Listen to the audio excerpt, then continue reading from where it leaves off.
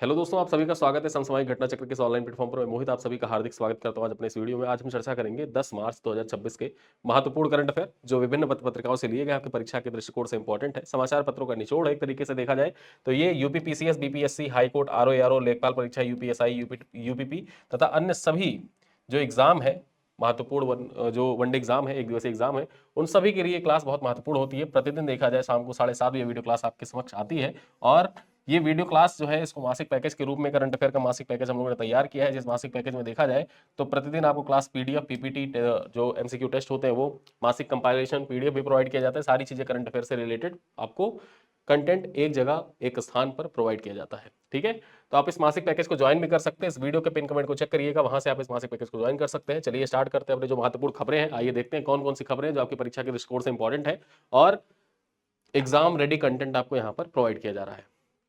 चलिए स्टार्ट करते हैं। सबसे पहला खबर देखते हैं। यहां पर देखा जाए सबरीना विटमैन के बारे में। ठीक है, नाम याद रखिएगा, बहुत ही महत्वपूर्ण नाम है, आपके परीक्षा के दृष्टिकोण से इंपॉर्टेंट है।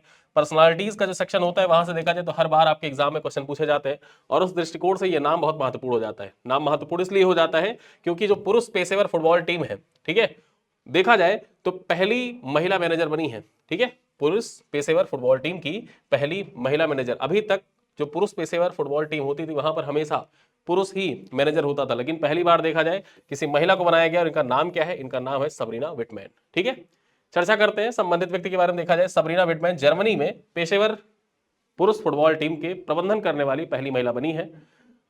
उन्हें जर्मनी की क्लब एफसी जो इगोल स्टार्ट है, इगोल स्टार्ट 04, इसकी जो पुरुष टीम है उसका मैनेजर बनाया गया है। ठीक, जो इंग्लो स्टार्ट 4 पुरुष टीम है, कहां की है? ये जर्मनी की एफसी है, फुटबॉल क्लब है।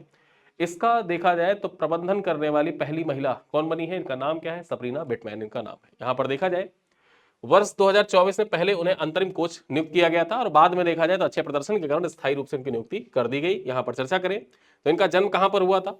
इनका जो जन्म हुआ था इंगोस्टार्ट जर्मनी में ही हुआ था 1991 में। ठीक है, अब यहां पर देखा जाए तो यह उपलब्धि पेशेवर फुटबॉल कोचिंग में महिलाओं की बढ़ती भागीदारी और समानता की दिशा में महत्वपूर्ण कदम मानी जा रही है। इस दृष्टिकोण से ये पॉइंट इंपॉर्टेंट भी हो जाता है और आपके एग्जाम के दृष्टिकोण से महत्वपूर्ण भी। इंपॉर्टेंट जो व्यक्तित्व होते हैं, महत्वपूर्ण चर्चित व्यक्तित्व, और खासकर जब वो कोई महिला से संबंधित करंट अफेयर होता है तो आपके एग्जाम में पूछा जाता है। ठीक है, तो ये याद रखिएगा। चलिए आगे देखते हैं। भारत ने जैव विविधता पर 7वीं राष्ट्रीय रिपोर्ट प्रस्तुत की है। ठीक है, भारत ने जैव विविधता पर 7वीं राष्ट्रीय रिपोर्ट प्रस्तुत की है। यहां पर चर्चा करें तो मार्च 2026 में भारत सरकार ने कन्वेंशन ऑन बायोलॉजिकल डाइवर्सिटी जो सीबीडी है, इस पे 7वीं राष्ट्रीय रिपोर्ट प्रस्तुत की है। यहां पर चर्चा करें तैयार करने वाला मंत्रालय कौन कौन से हैं? इस रिपोर्ट को तैयार करने में कौन कौन से मंत्रालय सम्मिलित है? तो पर्यावरण, वन एवं जलवायु परिवर्तन मंत्रालय ने 33 केंद्रीय मंत्रालयों तथा विभागों के सहयोग से इस रिपोर्ट को तैयार किया है। ठीक है, यहां पर देखा जाए 33 केंद्रीय मंत्रालय तथा विभाग, साथ साथ में जो मुख्य भूमिका इसमें है तो पर्यावरण, वन एवं जलवायु परिवर्तन मंत्रालय की मुख्य भूमिका है और उसी के द्वारा ये जैव विविधता पर 7वीं राष्ट्रीय रिपोर्ट प्रस्तुत की गई है। चर्चा कर लेते हैं इसका मुख्य आधार क्या है। तो रिपोर्ट में 23 राष्ट्रीय जैव विविधता लक्ष्यों की प्रगति का आकलन किया गया है। ठीक है, और ये जो 23 राष्ट्रीय जैव विविधता लक्ष्य निर्धारित किए गए थे ये Kunming Montreal global biodiversity framework से संबद्ध है। ठीक है, यहां पर देखा जाए Kunming Montreal global biodiversity framework जो था इससे संबंधित 23 राष्ट्रीय जैव विविधता लक्ष्य निर्धारित किए गए थे और उन्हीं लक्ष्यों के आधार पर इस आकलन को प्रस्तुत किया गया है, रिपोर्ट को तैयार किया गया है। यहां पर जो ये Kunming Montreal global biodiversity framework जो था इसके अंतर्गत कुछ वैश्विक लक्ष्य निर्धारित किए गए थे 2030 तक के लिए। ठीक है, 2030 तक के लिए कुछ वैश्विक लक्ष्य निर्धारित किए गए थे। उस लक्ष्य में क्या था कि दुनिया की 30% भूमि व समुद्री क्षेत्र का संरक्षण, क्षतिग्रस्त पारिस्थितिकी तंत्र को पुनर्स्थापना तथा जो प्रजातियां हैं उनको विलुप्त होने से रोकना इसका मुख्य लक्ष्य था। ठीक है, और इसी लक्ष्य को आधार बनाकर यह रिपोर्ट तैयार भी किया गया है। अब इस रिपोर्ट की महत्वता देख लेते हैं। तो यह 2022 में जो Kunming Montreal global biodiversity framework अपनाने के बाद पहला व्यापक वैश्विक प्रगति आकलन है। ठीक है, ये जो रिपोर्ट प्रस्तुत की गई है ये जब 2022 में ये Kunming Montreal global biodiversity framework को अपनाया गया था। याद रखिएगा, परीक्षा में पूछ सकता है कि Kunming Montreal global biodiversity framework को कब अपनाया गया था? तो सन 2022 में अपनाया गया था। ऐसे सवाल देखा जाए तो अक्सर यूपी पीसीएस पूछता है। ठीक है, जैसे सीबीडी से रिलेटेड कोई क्वेश्चन हो गया, फिर उसके बाद में देखा जाए कुनमिंग मॉन्ट्रियल प्रोटोकॉल हो गया या COP20 हो गया पंचामृत भारत के द्वारा कब अपनाया गया? तो ऐसे सवाल अक्सर घुमा फिरा के यूपीपीसीएस पूछ लेता है, तो उस दृष्टिकोण से ये पॉइंट इंपॉर्टेंट हो जाता है। याद रखिएगा कि Kunming Montreal global biodiversity framework ये कब अपनाया गया था? 2022 में अपनाया गया था। और उसके बाद पहले देखा जाए तो ये पहला व्यापक वैश्विक प्रगति रिपोर्ट है, ठीक, जो इस बार प्रस्तुत किया गया है। और उसी रिपोर्ट के अंतर्गत देखा जाए तो भारत ने भी अपनी 7वीं राष्ट्रीय रिपोर्ट प्रस्तुत की है। चलिए आगे देखते हैं। लक्षद्वीप में भारत के पहले एकीकृत जो ओटेक प्लांट है इसकी समीक्षा, ठीक है, ओटेक प्लांट की समीक्षा। चलिए चर्चा करते हैं। केंद्रीय राज्य मंत्री स्वतंत्र प्रभार डॉक्टर जितेंद्र सिंह विज्ञान एवं प्रौद्योगिकी मंत्रालय की परियोजना की प्रगति की समीक्षा की। यहां पर देखा जाए कावरत्ती लक्षद्वीप में भारत के पहले integrated ocean thermal energy conversion plant विकसित किया जा रहा है, ठीक है। आपको याद रखना है कि भारत का पहला एकीकृत ocean thermal energy conversion plant कहां पर विकसित किया जा रहा है। सवाल आपसे एग्जाम में यही पूछा जाएगा, ठीक है, आपसे परीक्षा में सवाल सीधे सीधे पूछेगा। क्योंकि मैं आपको हमेशा कहता हूं जब भी यूपी का पहला हो, भारत का पहला हो, विश्व का पहला हो, तो वो पॉइंट आपके एग्जाम के दृष्टिकोण से आप मान के चलिए कि ट्रिपल स्टार इसको लगा के रखा करिए, ठीक है। ऐसे पॉइंट जहां भी आए वो ट्रिपल स्टार लगा के रखा करिए, क्योंकि उनके पूछे जाने की सबसे प्रबल संभावना होती है, ठीक है। तो यहां पर याद रखना है कि भारत का पहला integrated ocean thermal energy conversion, जिसको आप ओटेक कहते हैं, ओटेक प्लांट कहां पर विकसित किया जा रहा है? तो ये कावारत्ती लक्षद्वीप में विकसित किया जा रहा है, ठीक है। अब यहां पर ऑप्शन क्या रहेगा? ऑप्शन यहां पर देखा जाए तो कावारत्ती लक्षद्वीप भी रहेगा, फिर दमन दीव भी रहेगा, ठीक, फिर एक ऑप्शन पारादीप भी रहेगा, ठीक, फिर एक ऑप्शन अंडमान निकोबार भी रहेगा, अंडमान निकोबार भी रहेगा। अब देखा जाए ज्यादातर लोग करेंगे क्या? वो अंडमान निकोबार टिक कर देंगे, ठीक है, अंडमान निकोबार टिक कर देंगे, लेकिन सही आंसर क्या हो जाएगा? कावारत्ती लक्षद्वीप हो जाएगा। देखा जाए तो ये तकनीकी के बारे में चर्चा कर ले तो ओटेक समुद्र की सतह के गर्म पानी और गहरे समुद्र के ठंडे पानी के तापमान अंतर से बिजली उत्पन्न करता है, ठीक है। जो सतह का जो तापमान होता है समुद्र के, वो तो सूर्य की जो रोशनी आती है उससे गर्म होता है, लेकिन समुद्र का जो निचला ठंडा हिस्सा होता है तो उसके बीच में देखा जाए तो बीच जब दोनों के तापांतर जब उत्पन्न होता है तो वहां से बिजली बनाई जाती है, ठीक है, इस तकनीकी में। उद्देश्य क्या है? तो द्वीपीय क्षेत्रों को स्वच्छ ऊर्जा, पेयजल और टिकाऊ ऊर्जा समाधान उपलब्ध कराने के उद्देश्य से इसको स्थापित किया जा रहा है। अब यहां पर कार्यान्वयन एजेंसियों के बारे में चर्चा कर ले, कौन कौन सी एजेंसियां हैं जो इस कार्य योजना को संचालित कर रही हैं। तो मिनिस्ट्री ऑफ अर्थ साइंस इसको संचालित कर रही है, और मिनिस्ट्री ऑफ अर्थ साइंस किसके साथ मिलकर इसको संचालित कर रही है? तो national institute of ocean technology, जो कहां पर अवस्थित है? चेन्नई में अवस्थित है। और अक्सर देखा जाए जो महत्वपूर्ण संस्थान है वो महत्वपूर्ण संस्थान कहां पर अवस्थित है, इससे संबंधित सवाल आपकी परीक्षा पूछे गए हैं। चाहे आप 2019 का पेपर उठा के देखिए, 2020 का पेपर उठा के देखिए, 2018 का पेपर उठा के देखिएगा, हर बार आपसे एक महत्वपूर्ण जो संस्था होती है, चाहे वो राष्ट्रीय संस्था हो, चाहे जो अंतरराष्ट्रीय संस्था होती है, उनसे सवाल पूछ लिया जाता है। कभी कभी कोई जो मुख्यालय है, मुख्यालय पूछ लिए जाते हैं, ठीक है। जैसे ग्रीन पीस इंटरनेशनल का मुख्यालय कहां पर अवस्थित है? ये 2018 में सवाल पूछा गया था, एम्स्टर्डम में अवस्थित है। ये सवाल 2018 में पूछा गया था, ठीक है। ग्रीन पीस का मुख्यालय कहां पर अवस्थित है? फिर ऐसे ही आप जो पिछले 4-5 साल के पेपर उठा के देखेंगे तो अक्सर आपकी परीक्षाओं में मुख्यालय से संबंधित एक सवाल जरूर पूछा जाता है, ठीक है। उस दृष्टिकोण से आपको याद रखना है कि national institute of ocean technology कहां पर अवस्थित है? ये चेन्नई में अवस्थित है, ठीक है। चलिए आगे देखते हैं। डीआरडीओ ने भारतीयार विश्वविद्यालय को 99.15 लाख के अनुसंधान परियोजना को स्वीकृति प्रदान की है। अब ये महत्वपूर्ण किस लिए हो जाता है, यहां पर आगे हम चर्चा करें तो देखा जाए मार्च 2026 में defence research and development organisation यानी कि डीआरडीओ ने लगभग 1 करोड़ रुपए, आप मान के चलिए लगभग 1 करोड़ रुपए की अनुसंधान परियोजना को स्वीकृति प्रदान की है। परियोजना का शीर्षक क्या है? ये शीर्षक याद रखिए, development of noble antidotes for highly toxic organophosphorus compounds, ठीक है। आगे देखा जाए संस्थान कौन सी यहां पर सम्मिलित है, तो यह परियोजना भरथियार विश्वविद्यालय कोयम्बटूर तमिलनाडु में संचालित की जाएगी और इस योजना की अवधि 36 महीने की होगी। 36 महीने में इसको पूरा करना है। कार्यान्वयन देखा जाए तो DRDO industries academy centre of excellence के माध्यम से किया जाएगा। और मुख्य शोधकर्ता कौन है यहां पर? तो मुख्य शोधकर्ता है डॉक्टर एन जयकुमार, ठीक है, प्रिंसिपल इन्वेस्टिगेटर है, और डॉक्टर एस सूजा, ये देखा जाए डॉक्टर एस सूजा ये को प्रिंसिपल इन्वेस्टिगेटर है। तो 2 लोग के माध्यम से यहां पर यह परियोजना संचालित की जाएगी, जिसके लिए डीआरडीओ ने भारतीयार विश्वविद्यालय को लगभग 1 करोड़ रुपए की अनुसंधान परियोजना को स्वीकृति प्रदान की है। और आपको याद ये रखना है कि भारतीयार विश्वविद्यालय कहाँ पर अवस्थित है, तो ये कोयम्बटूर तमिलनाडु में अवस्थित है। कहाँ पर? कोयम्बटूर तमिलनाडु में अवस्थित है। चलिए आगे देखते हैं। अमेरिका ने मैनुटमैन, ठीक है, मैनुटमैन 3 अंतर महाद्वीपीय बैलिस्टिक मिसाइल का सफल परीक्षण किया है। ठीक, मैनुटमैन 3 अंतर महाद्वीपीय बैलिस्टिक मिसाइल का सफल परीक्षण किस देश के द्वारा किया गया है? अमेरिका के द्वारा किया गया है। ये पॉइंट आपको याद रखना है। देखा जाए तो मार्च 2026 में संयुक्त राज्य अमेरिका ने LGM-30G, ठीक है, मैनुटमैन 3 ICBM का फुल फॉर्म क्या होता है? Inter continental ballistic missile. ICBM का फुल फॉर्म है इंटर कॉन्टिनेंटल बैलिस्टिक मिसाइल। इसका सफल परीक्षण किया है। कहां से किया है? तो कैलिफोर्निया तट के पास से मिसाइल प्रक्षेपित किया गया। और इसका लक्ष्य क्या था? इसका लक्ष्य था जो क्वाजालिन एटॉल है। क्वाजालिन एटॉल कहां पर है? ये मार्शल द्वीप में अवस्थित है क्वाजालिन एटॉल, ठीक है। कैलिफोर्निया से लॉन्च किया गया और कहां तक? मार्शल द्वीप तक इस बैलिस्टिक मिसाइल को जाना था। इंटर कॉन्टिनेंटल बैलिस्टिक मिसाइल, अंतर महाद्वीपीय, मतलब एक महाद्वीप से इसको दागा जाए तो दूसरे महाद्वीप तक ये पहुंच जाएगी। चलिए देखते हैं यहां पर संचालन एजेंसी कौन सी रही। तो देखा जाए तो परीक्षण US air force global strike command के द्वारा किया गया था। इस जो परीक्षण किया गया इसका उद्देश्य क्या था? तो मिसाइल प्रणाली का संचालन क्षमता और विश्वसनीयता का मूल्यांकन करना। विशेषता क्या है? जो ये मैनुटमैन 3 है एक भूमि आधारित अंतर महाद्वीपीय बैलिस्टिक मिसाइल है और अमेरिका की न्यूक्लियर ट्रायड है उसका एक महत्वपूर्ण हिस्सा भी है, ठीक है। और देखा जाए तो इसे पहली बार 1970 में तैनात किया गया था। तो आपको याद रखना है यहां पर इस मिसाइल का नाम याद रखना है, ठीक, और किसके द्वारा परीक्षण किया गया ये जरूर याद रखिएगा। कहां से इसको दागा गया था और कहां जाकर इसका लक्ष्य कौन सा था, ये लक्ष्य आपको याद रखना है, ठीक है।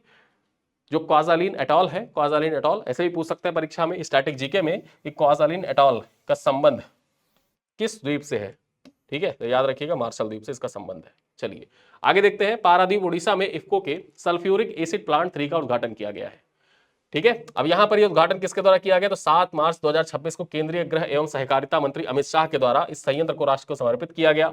कहां पर? पारादीप उड़ीसा स्थित Indian farmers fertiliser cooperative limited जो इफ्को है, इफ्को का परिसर पारादीप उड़ीसा में अवस्थित है। और वहीं पर देखा जाए इस सल्फ्यूरिक एसिड प्लांट 3 का उद्घाटन किया गया। यहां पर चर्चा करें, नया सल्फ्यूरिक एसिड प्लांट 3 स्थापित किया गया है। लागत और क्षमता की बात कर ले तो 700 करोड़ रुपए की लागत से उत्पादन क्षमता लगभग 2000 मीट्रिक टन प्रतिदिन है।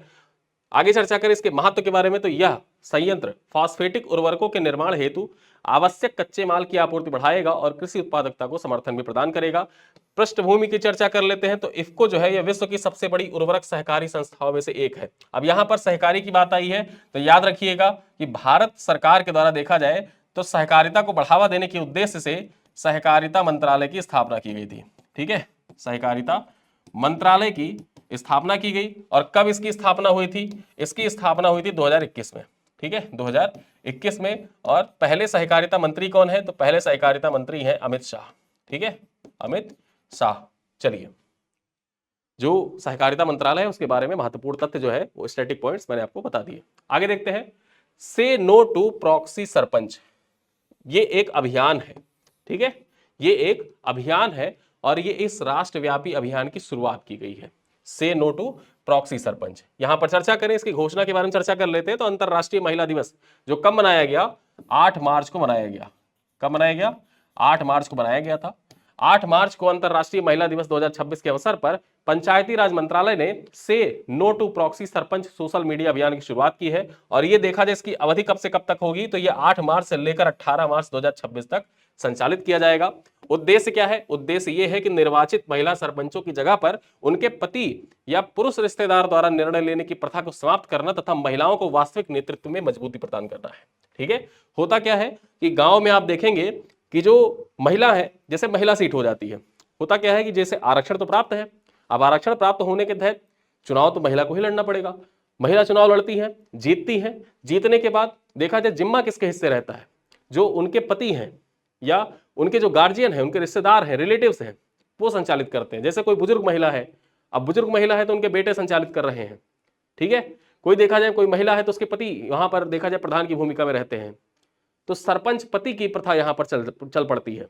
अब जो प्रधान पति या सरपंच पति की प्रथा है, उसी प्रथा को तोड़ने के लिए जो पंचायती राज मंत्रालय है उसके द्वारा से नो टू प्रॉक्सी सरपंच राष्ट्रव्यापी अभियान संचालित किया जा रहा है।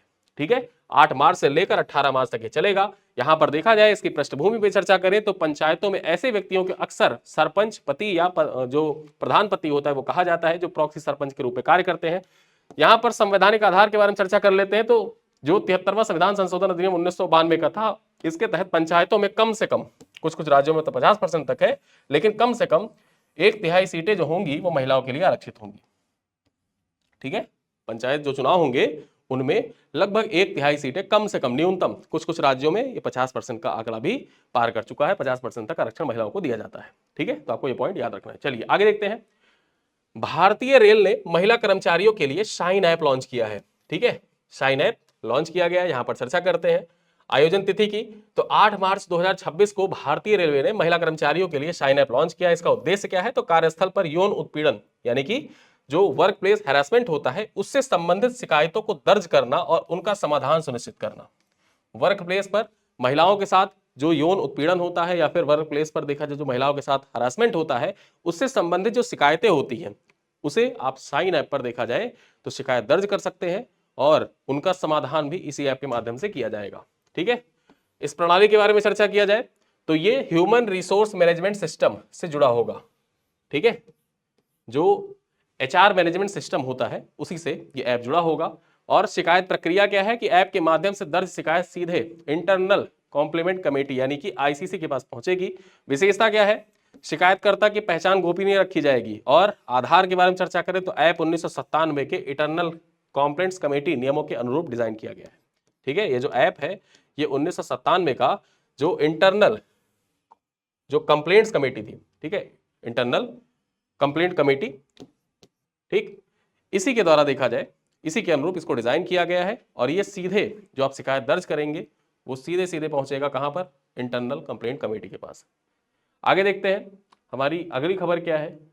नई दिल्ली में विकसित भारत युवा कनेक्ट कार्यक्रम आयोजित किया गया। जो विकसित भारत युवा कनेक्ट कार्यक्रम है इसका आयोजन कहां पर, नई दिल्ली में किया गया। पहला पॉइंट तो यही महत्वपूर्ण हो जाता है, कब किया गया, तो 9 मार्च 2026 को ministry of youth affairs and sports ने नई दिल्ली में विकसित भारत युवा कनेक्ट कार्यक्रम के दूसरे चरण का शुभारंभ किया।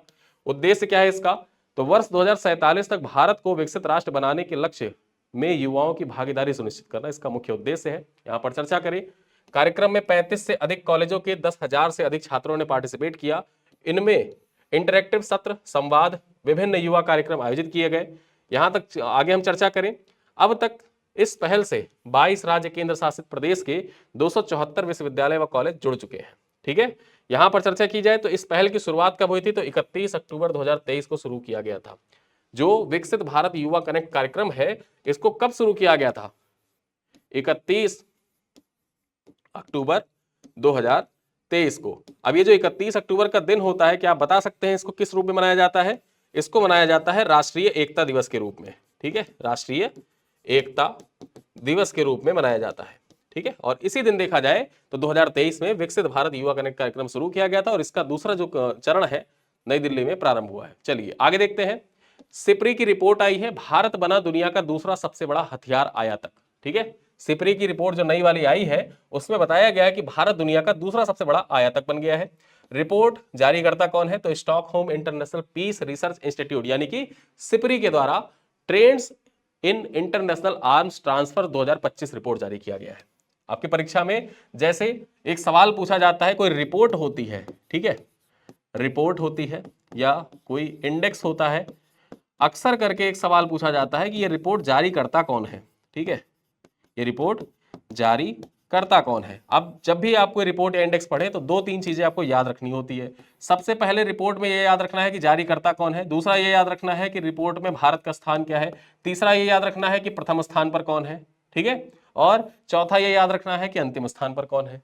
ठीक, लेकिन अब यहाँ सिपरी की रिपोर्ट है तो सिपरी की रिपोर्ट में आपको 2-3 चीजें याद रखनी है। हथियार आयातक की बात की जा रही है तो जाहिर सी बात है आयात तो कर रहा है भारत दूसरे नंबर पर, कोई निर्यात भी तो कर रहा होगा तभी तो भारत आयात कर रहा है, तो पहले नंबर पर कौन आयात कर रहा है, ये चीज आपको याद रखनी है।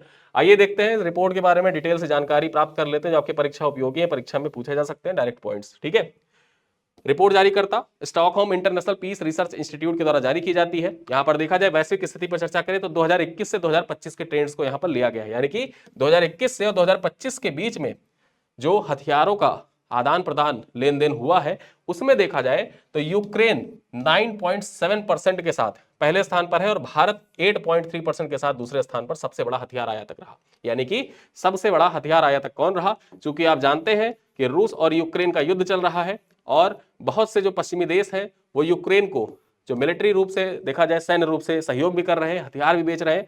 और युद्ध बेसिकली देखा जाए तो जो होता है वो सिर्फ धंधे का खेल होता है। युद्ध दो लोग को आपस में युद्ध में लड़ा दो और फिर हथियार बेचना शुरू करो, दोनों को हथियार बेचो, ठीक। तो वही वही खेल यहां पर चल रहा है। पूरा जो पश्चिम है यूक्रेन को बैक कर रहा है कि ठीक है मारो जितना मारना है, लेकिन हथियार भी खुद ही दे रहा है कि हमसे हथियार खरीदो, मारो लेकिन हथियार हमसे खरीदो, ठीक है। वही वाला हाल चल रहा है। तो यहां पर देखा जाए यूक्रेन जो है ये पहले नंबर पर है।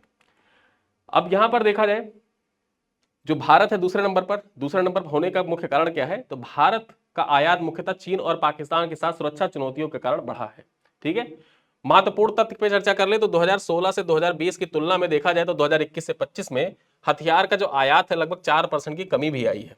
2016 से 20 के दौरान और 2021 से जो 25 का ट्रेंड है इस दौरान देखा जाए 4% की कमी आई है। तो ये पॉइंट आपको याद रखना है कि 4% की कमी भी दर्ज की गई है।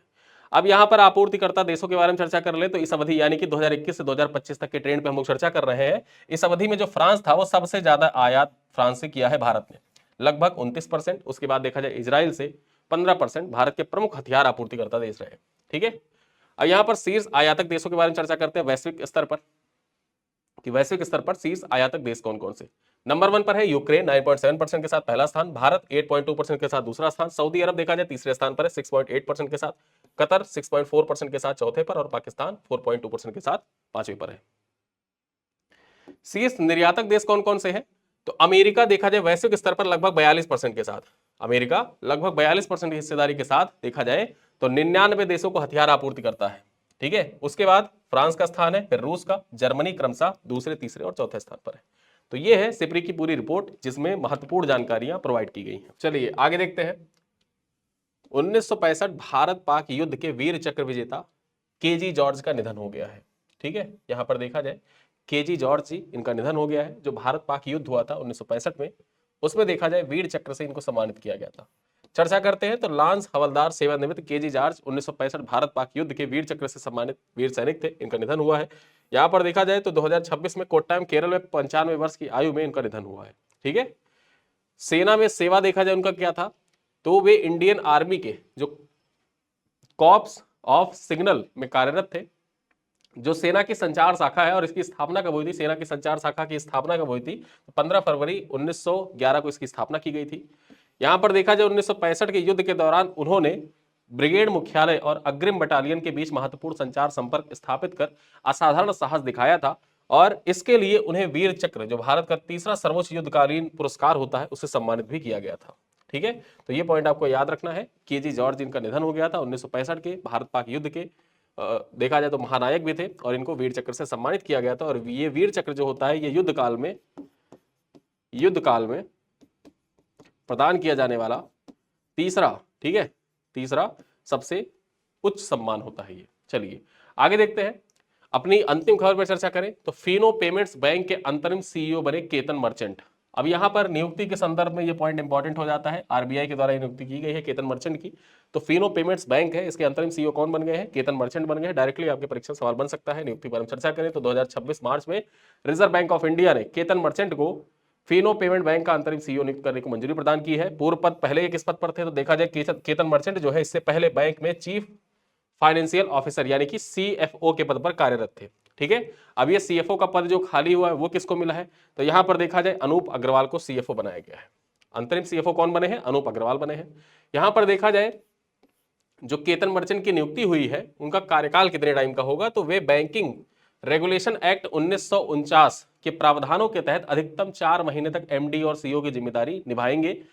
पूर्व में सीईओ कौन थे जिनका स्थान इन्होंने लिया है? तो ऋषि गुप्ता का स्थान लिया है। ऋषि गुप्ता का स्थान लिया है जिन्होंने जीएसटी उल्लंघन मामले में गिरफ्तारी के बाद पद छोड़ा था।